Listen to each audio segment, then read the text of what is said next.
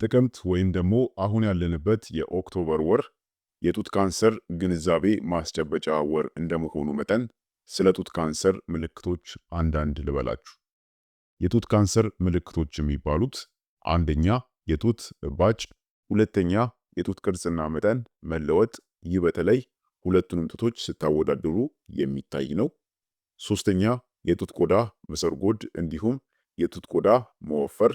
አራተኛ የጡት ጫፍ ወደ ውስጥ መግባት ወይም መሰርጎድ።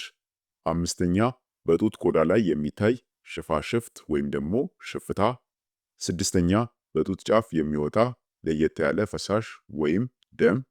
ሰባተኛ በብብት ስር የሚወጣ እባጭ ወይም ደግሞ የንፍፊት መጠን መጨመር። ስምንተኛ ጡት ላይ የሚከሰት ለብዙ ጊዜ የሚቆይ ህመም። ዘጠነኛ የጡት ቆዳ መቅላት ወይም ደግሞ የቆዳ ቀለም መቀየር። አስረኛ ጡት ውስጥ በዳሰሳ የሚገኝ የጡት ህዋሶች መወፈር ናቸው። ታዲያም እነዚህን ምልክቶች ያየች እንስት ወይም ደግሞ ያየ ወንድ በአቅራቢያ በሚገኝ የጤና ተቋም አስፈላጊው ምርመራ እንድታደርግ ወይም ደግሞ እንዲያደርግ ይመከራል።